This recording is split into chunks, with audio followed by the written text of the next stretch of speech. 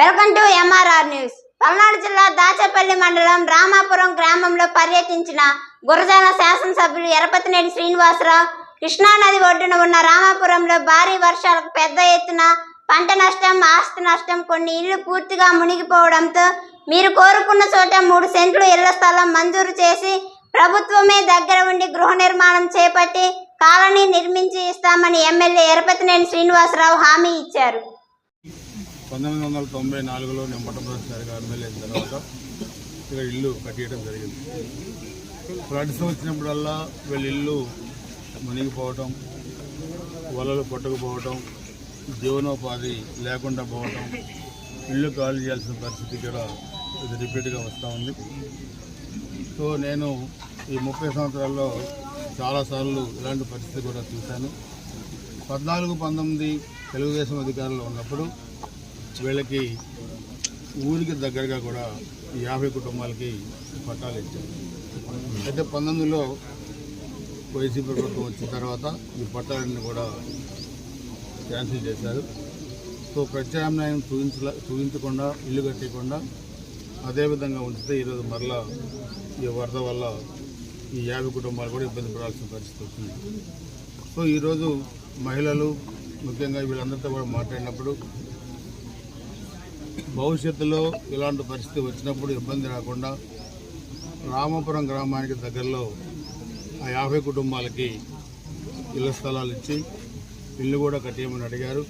తప్పకుండా తహసీల్దార్ గారు ఇక్కడే ఉన్నారు, మిగతా అధికారులు ఉన్నారు. అదేవిధంగా అందరితో కూడా మాట్లాడి ఇమ్మీడియట్గా వాళ్ళు కోరుకున్న చోట్ల 3 సెంట్లు స్థలం ఇచ్చి వెంటనే హౌసెస్ కూడా శాంక్షన్ చేయించి త్వరగా కట్టేయడం కూడా జరుగుతుంది. భవిష్యత్తులో వారికి ఎటువంటి ఇబ్బంది లేకుండా చూస్తాం. అదేవిధంగా ఇప్పుడు ఎఫెక్ట్ అయిన ఫ్యామిలీస్కి కూడా రైసు, ఇతర సరుకులన్నీ కూడా ఇవ్వడం జరిగింది. ప్రభుత్వం ఇచ్చేదాంతో పాటుగా వాళ్ళకి ఏమన్నా కోరుకుంటే ఇబ్బంది పడకుండా వ్యక్తిగతమైన సహాయం చేయడానికి కూడా మేమంతా కూడా సిద్ధంగా ఉన్నాం. నిన్న మీరు చూశారు,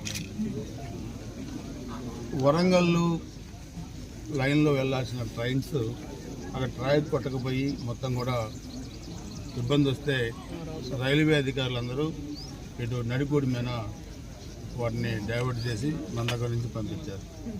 సీనియర్ రైల్వే అధికారులు నాకు ఫోన్ చేసి అడిగారు, వీళ్ళకి 18 గంటల నుంచి ఆహారం లేదు, తాగడానికి నీళ్లు లేవు, ఇబ్బంది పడుతూ ఉన్నారు.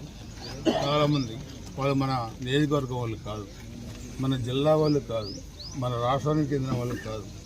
ఇక్కడ రాజకీయాలకు అతీతంగా వాళ్ళ కోరిన వెంటనే ఎమ్మటే నాయకులకు చెప్పిన దాని మీద వితిన్ 2-3 అవర్స్లోనే 14 ట్రైన్స్లో ఉన్న దాదాపు 20,000 మందికి వాళ్ళందరూ కూడా ఆహారం అందించడం జరిగింది.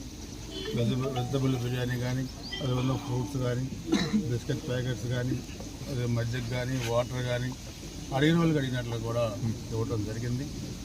ఇది మీరు గుర్తుపెట్టుకోవాల్సిన అవసరం ఉంది. రాజకీయాలకు అతీతంగా మన నియోజకవర్గానికి సంబంధం లేకపోయినా నాయకులు స్పందించిన తీరు చూస్తే నిజంగా వాళ్ళు అభినందిస్తున్నాను. దాదాపు 500 మంది కూటమి నాయకులందరూ కూడా నడిపూడి రైల్వే స్టేషన్లో ఉండి ప్రతి ఒక్క ట్రైన్ని కూడా ఆపి భోగిల్లో ఎక్కి వాళ్ళందరికీ కూడా ఆహారం అందించినందుకు నాతో కూడా చాలామంది మాట్లాడారు. మేము మీ నియోజకవర్గానికి సంబంధం లేకపోయినా నార్త్ ఇండియన్స్ దాంట్లో చాలామంది ఉన్నారు. ఒకరైతే చెప్పారు, నాకు 500 కోట్ల రూపాయలు ఆస్తుంది, కానీ కొనుక్కోవడానికి నీళ్ళు లేవు, కొనుక్కోవడానికి ఆహారం లేదు, మీరు ఇచ్చి మమ్మల్ని బతికించారని చెప్పారు. అందుకే మనిషి ఎప్పుడు కూడా ఆపదలో ఉన్నప్పుడు మానవత్వం చాటుకోవాలి. నిన్న ఈ విధమైన మరి సహాయ చర్యల్లో పాల్గొని అందరికీ ఆహారం అందించిన కూటమి నాయకులందరినీ కూడా నేను మనస్ఫూర్తిగా అభినందిస్తూ ఉన్నాను. ఎందుకంటే ఇది గత ప్రభుత్వంలో పాలకులు చేయలే. గతంలో కరోనా వచ్చి ఇక్కడ దాదాపు వాడపల్లి యువతల పొందుగుల దగ్గర 5,000 మంది ఆ రోజు స్టేట్లోకి రానికపోతే 24 గంటలు కూర్చున్నారు రోడ్డు మీద. దాంట్లో పిల్లలు ఉన్నారు, మహిళలు ఉన్నారు. ఆ రోజు ఎమ్మెల్యేలుగా ఉన్న ఫోన్లు కూడా ఎత్తలే. ఆ రోజు కూడా మేము అధికారంలో లేకపోయినా మా పొందుగుల పార్టీ నాయకులందరూ కూడా ఆ రోజు ఉప్మా పెట్టారు, పిల్లలకి పాలు ఇచ్చారు. ఈ విధంగా సహాయం కూడా ఆ రోజు కూడా చేశారు. సో అధికారంలో ఉన్నా లేకపోయినా సామాన్య ప్రజలు ఇబ్బందులు పడితే ఆదుకునేది తెలుగుదేశం పార్టీ, ఈరోజు కూటమి నాయకులు. అందుకే ఈరోజు ఇక్కడ మన వినోద్ రెడ్డి గారు మన నాయకులను అడిగిన దాని మీద ఇక్కడ ఒక 500 ఎకరాలు పులిచింతల ముంపులకు గురయ్యే ల్యాండ్స్ కూడా ఉన్నాయి. ఈరోజు బ్యాక్ వాటర్ కూడా ఇక్కడ దాకా వచ్చి అదే ఫ్లడ్స్ వచ్చినప్పుడు కూడా ఈ ల్యాండ్స్ అన్ని కూడా మునిగిపోతూ ఉన్నాయి. సో వాటిని కూడా ముఖ్యమంత్రి గారితో మాట్లాడి పులిచింతల ముంపుని కింద తీసుకొచ్చి వాటికి కూడా నష్టపరిహారం ఇచ్చేదాన్ని కూడా ప్రయత్నం చేస్తాం. అదేవిధంగా దండవాగు లిఫ్ట్ ఇరిగేషన్ స్కీమ్ కానీ దాన్ని కూడా 14-19 మధ్య 4 కోట్ల రూపాయలు ఇచ్చి మేము బాగు చేస్తే 19-24 మధ్య కొత్త పైపులు వేసి పాత పైపులు బయట వేస్తే పాత పైపులు తీసి వైసీపీ నాయకులు అమ్ముకున్నారు. ఇది వాళ్ళ మానసిక పరిస్థితి. అందుకనే ఈరోజు నేను చెప్పగలిగేది ఒకటి, గురజాల నియోజకవర్గంలో ప్రజలందరూ కూడా ధైర్యంగా ఉండండి. ఎక్కడెక్కడ ఎఫెక్ట్ అయినాయో అవన్నీ కూడా పరిశీలిస్తాం. అదేవిధంగా కాటపాడు దగ్గర కూడా అక్కడ కూడా పొలాలు ముంపునకు గురైనాయి. అది కూడా వాటర్ తగ్గిన తర్వాత అధికారులతో వెళ్ళి అక్కడ కూడా పంట నష్టం అంచనా వేసి రైతాంగాన్ని కూడా ఆదుకోవడం జరుగుద్ది. నియోజకవర్గంలో కూడా ఎక్కడ ఈ వరద వల్ల ఎఫెక్ట్ అయినా రెయిన్స్ వల్ల ఎఫెక్ట్ అయినా ప్రభుత్వ యంత్రాంగం సిద్ధంగా ఉంది అందరినీ కూడా ఆదుకోవడానికి. ఒక పక్క ప్రభుత్వం ఆదుకుంటుంది, ఒక పక్క పార్టీ పరంగా మేము కూడా అండగా ఉంటాం. అందుకని ఎటువంటి అత్యాగపడాల్సిన పని లేదు. ఎక్కడ నష్టం జరిగినా ప్రభుత్వం దృష్టికి తీసుకెళ్ళి ఆ నష్టపరిహారం ఇప్పించడం జరుగుతుందని చెప్పి కూడా నేను గురజాల నియోజకవర్గంలో ప్రధానికానికి కూడా భరోసా ఇస్తున్నాను. అదేవిధంగా రామపురంలో మత్స్యకారుల కుటుంబానికి కూడా హామీ ఇస్తున్నాను. త్వరలో పట్టాలు ఇచ్చి ఇల్లు కట్టించే బాధ్యత తీసుకుంటాం.